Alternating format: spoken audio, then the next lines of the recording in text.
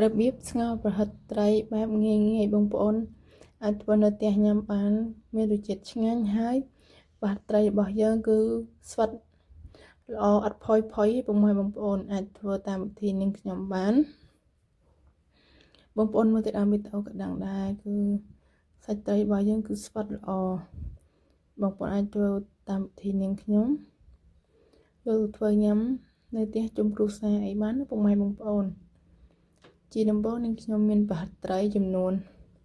3ខាំនាងខ្ញុំមកដាក់លាយទឹកត្រីស្ករប៊ីចេងហើយនឹងម្រេចបន្តិចដោយសារប្រហិតត្រីរបស់នាងខ្ញុំគេវាយហើយអញ្ចឹង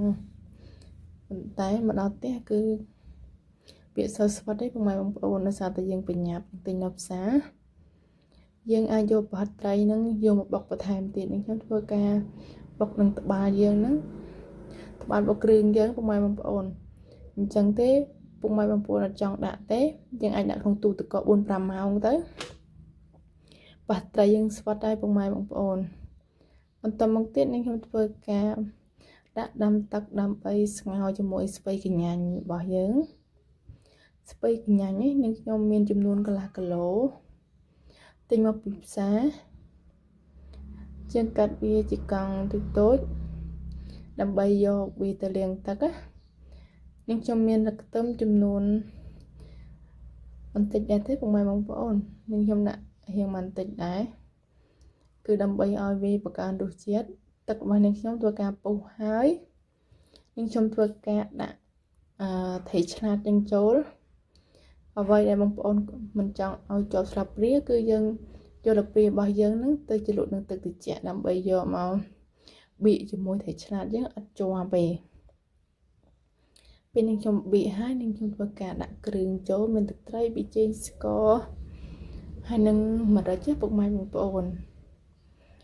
មើលតែត្រីឆ្លាតយើងឆ្អិនហើយយើងធ្វើការដាក់ជាមួយនឹង